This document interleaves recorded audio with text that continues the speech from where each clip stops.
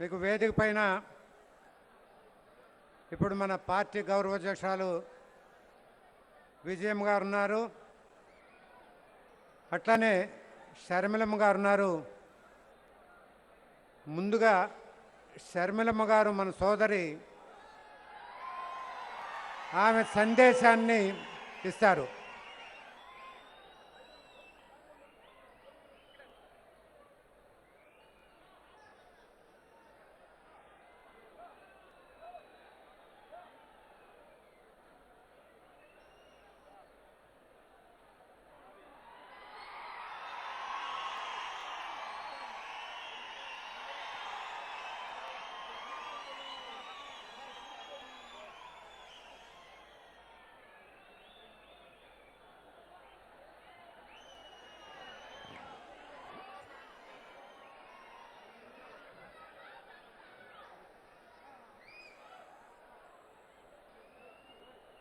Check.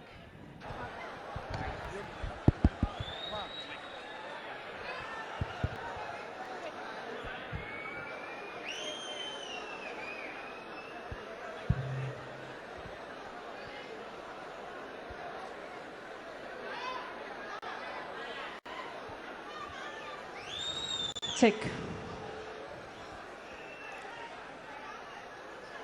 అమ్మకు అన్నకు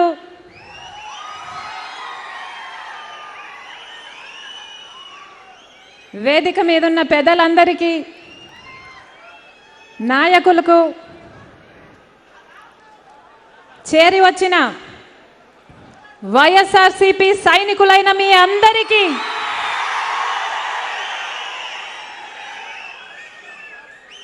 రాలేకపోయిన ప్రతి వైఎస్ఆర్ అభిమానికి మీ రాజన్న కూతురు మీ జగనన్న చెల్లెలు శిరస్సు వంచి చేతులు జోడించి మనస్ఫూర్తిగా నమస్కరించుకుంటోంది.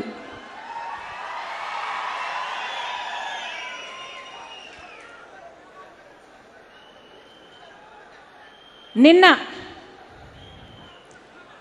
నాన్న పుట్టినరోజు.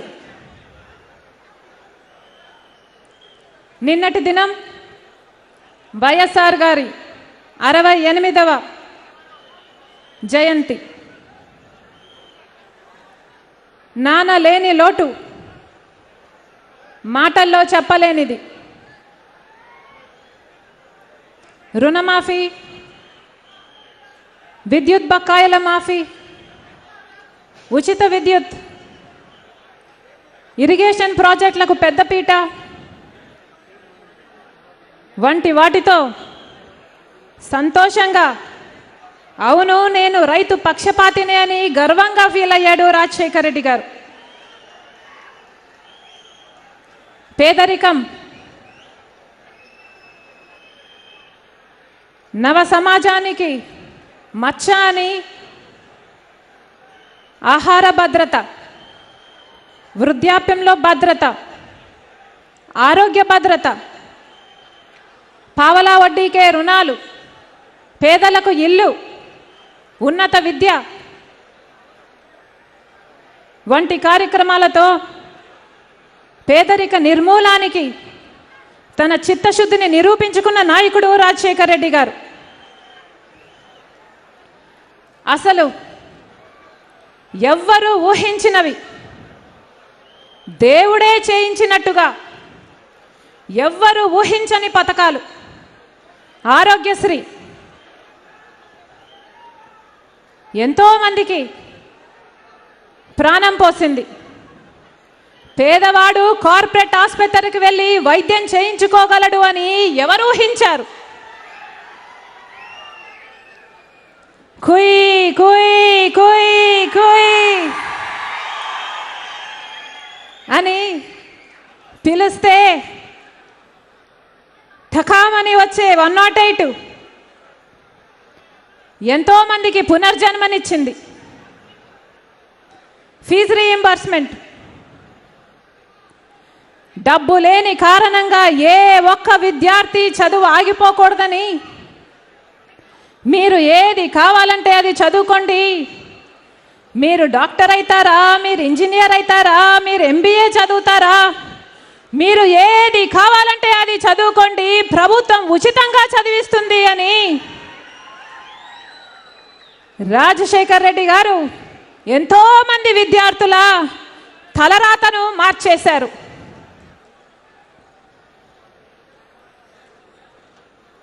తాను ముఖ్యమంత్రిగా ఉన్నన్ని అన్ని సంవత్సరాలు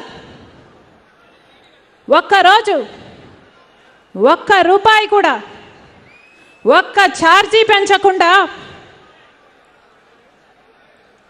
ఏ ఒక్క కొత్త పన్ను విధించకుండానే అన్ని సంక్షేమ అభివృద్ధి కార్యక్రమాలను అద్భుతంగా చేసి చూపించిన రికార్డు ముఖ్యమంత్రి రాజశేఖర్ రెడ్డి గారు.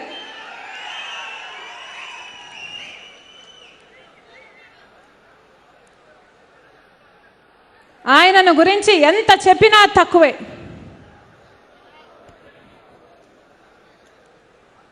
ప్రజలు సంతోషంగా ఉండాలి అన్నది నాన్న కోరికైతే అది ఇవాళ జగనన్న సంకల్పం.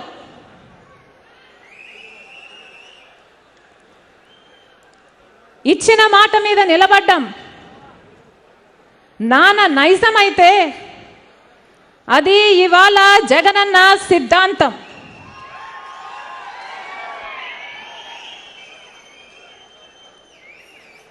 లేకపోతే పోయిన ఎన్నికల్లో 2014 ఎన్నికల్లో చంద్రబాబు గారి లాగా అప్పుడే రాష్ట్రం చీల్చబడి ఉన్న కష్టమైన పరిస్థితుల్లో రుణమాఫీ సాధ్యం కాదు అని తెలిసి కూడా చంద్రబాబు గారి లాగా ఒక్క అబద్ధం చెప్పుంటే, రుణమాఫీ చేస్తామని చంద్రబాబు గారి లాగా ఒక్క అబద్ధపు వాగ్దానం ఇచ్చుంటే అప్పుడే 2014లోనే వైఎస్ఆర్సీపీ అధికారం లేకొచ్చుండేది. కానీ ఇచ్చిన మాట తప్పటం కన్నా నాకు ప్రతిపక్షంలో కూర్చోవడమే ఇష్టమని, ఇచ్చిన మాట తప్పి పొందే అధికారం నాకు వద్దని ఆ రోజు జగనన్న నాతో అన్న మాటలు నాకింకా గుర్తే. నిజానికి 2014 ఎన్నికల్లో వైఎస్ఆర్సీపీకి వచ్చిన ఓట్ల సంఖ్య 1,30,00,000. తెలుగుదేశం పార్టీకి పోలైన ఓట్ల సంఖ్య 1,35,00,000. అంటే కేవలం 5 లక్షల ఓట్ల మెజారిటీతో తెలుగుదేశం పార్టీ అధికారంలోకి వచ్చింది. 5 లక్షల ఓట్ల మెజారిటీ, ఒక్క 5 లక్షల ఓట్ల మెజారిటీ ఒక్క కడప జిల్లాకే, ఒక్క ఎంపీ సీటుకే పలుమార్లు రావడం చూసాం. జగనన్నకు దాదాపు 6 లక్షల ఓట్ల మెజారిటీ వచ్చింది, నాన్నకు దాదాపు 5 లక్షల ఓట్ల మెజారిటీ వచ్చింది. ఒక్క ఎంపీ సీటుకు 5 లక్షల ఓట్ల మెజారిటీ చాలా పెద్ద విషయం. కానీ రాష్ట్ర వ్యాప్తంగా టీడీపీకి వచ్చిన ఓట్ల మెజారిటీ కేవలం 5 లక్షలు. అది చాలా చిన్న మెజారిటీ. ఆ చిన్న మెజారిటీ కూడా తెలుగుదేశం పార్టీకి వచ్చింది చంద్రబాబు గారి ముఖం చూసి కాదు, చంద్రబాబు గారి క్రెడిబిలిటీ, చంద్రబాబు గారి విశ్వసనీయత చూసి వచ్చింది కాదు. గతంలో ఏ మోడీనైతే రాక్షసుడు అని తిట్టాడో 2014లో అదే మోడీ మీద సవారీ అయితే వచ్చింది. ఏ వ్యవసాయం అయితే దండగా అన్నాడో అదే రైతులకి ఎంత రుణమున్నా మాఫీ చేస్తాను అని చంద్రబాబు గారు తప్పుడు వాగ్దానం చేస్తే వచ్చింది. అధికారం శాశ్వతమని విర్రవీగుతున్న ఈ చంద్రబాబు గారు రైతుల్ని మోసం చేశాడు, డ్వాక్రా మహిళల్ని మోసం చేశాడు, పేద విద్యార్థుల్ని మోసం చేశాడు. నమ్మి ఓట్లేసిన తెలుగుదేశం పార్టీకి ఓట్లేసిన వారిని మోసం చేశాడు, రాష్ట్ర ప్రజలందరినీ మోసం చేశాడు. ఎన్నికలకు ముందు ప్రత్యేక హోదా తెస్తాను అని చెప్పాడు. ఎన్నికల తర్వాత ప్రత్యేక హోదాను నీరుగార్చిన ఈ చంద్రబాబు గారు చరిత్రహీనుడిగా మిగిలిపోడా అని అడుగుతున్నాం. చంద్రబాబు గారివి అబద్ధపు రాజకీయాలు. పసుపు పార్టీ తెలుసుకోవాల్సిన విషయం, అబద్ధాలతో ఒక్కసారి అందరినీ మోసం చేయొచ్చు, కానీ అబద్ధాలతో అన్నిసార్లు అందరినీ మోసం చేయడం అసాధ్యం. 2014లో ఒక అబద్ధం చెల్లింది, కానీ ఇప్పుడు రాష్ట్ర ప్రజలందరికీ చంద్రబాబు గారి గురించి ఆయన నిజస్వరూపం అర్థమైంది. చంద్రబాబు గారి అవినీతి ఖ్యాతి ఒక రాష్ట్రంలోనే కాదు, దేశమంతా పాకింది. చంద్రబాబు గారి దుర్మార్గం మోడీకి కూడా అర్థమైపోయింది. ఇక చంద్రబాబు గారి పప్పులు ఉడకవు. ఆయన ఇంట్లో ఉన్న ఒక్క పప్పు తప్ప.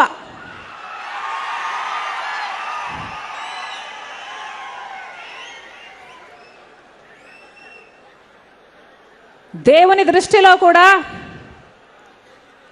చంద్రబాబు గారి పాపం పండిపోయింది. ఎదురుగా వచ్చి దాడి చేయాలంటే ధైర్యం ఉండాలి. అది చంద్రబాబు గారికి ఎప్పుడూ లేదు. చంద్రబాబు గారికి తెలిసిందల్లా వెన్నుపోటు పొడవడమే. ఆయన భార్య భువనేశ్వర్ గారికి దండం పెట్టాలి. జన్మనిచ్చిన తండ్రిని వెన్నుపోటు పొడిచిన, సొంత తండ్రిని అవమానించి ఆయన మరణానికి కారణమైన ఆ మాంగళ్యాన్ని చూసుకొని బ్రతికేస్తుంది.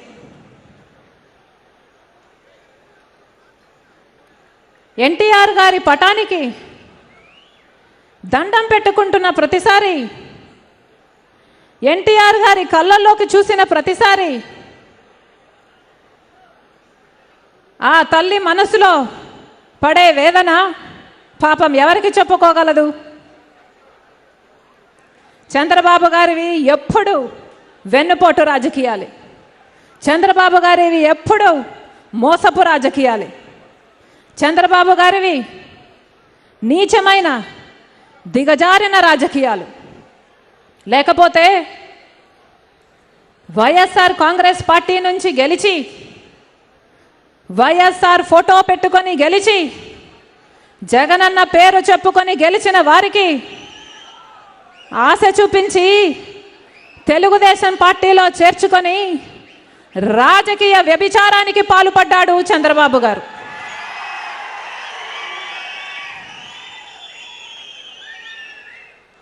ఇప్పటికీ కూడా వారి చేత రాజీనామా చేయించి ఎన్నికలకు వెళ్ళి తెలుగుదేశం పార్టీ తరపున గెలిపించుకునే దమ్ము ఈ పిరికి చంద్రబాబు గారికి లేదు.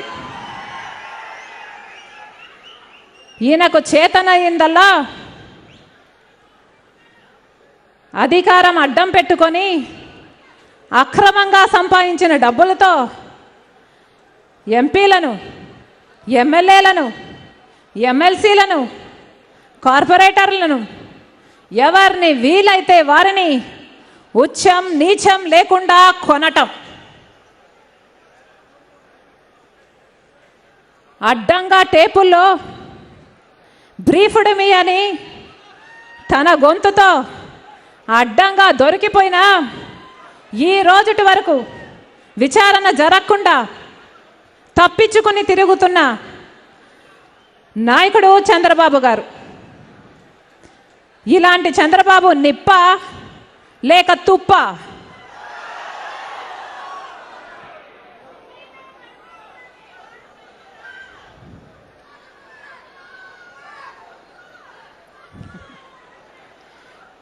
తుప్పే.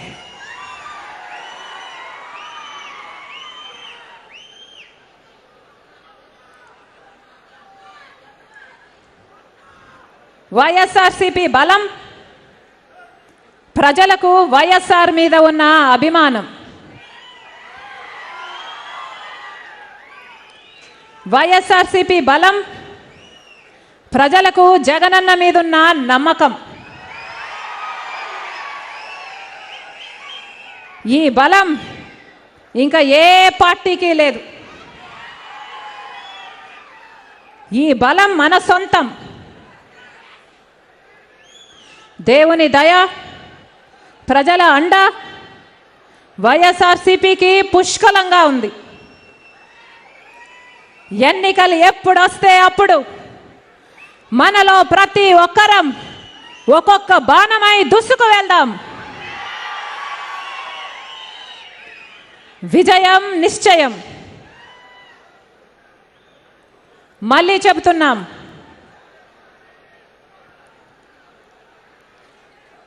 ఇచ్చిన మాట తప్పటం మా రక్తంలోనే లేదు.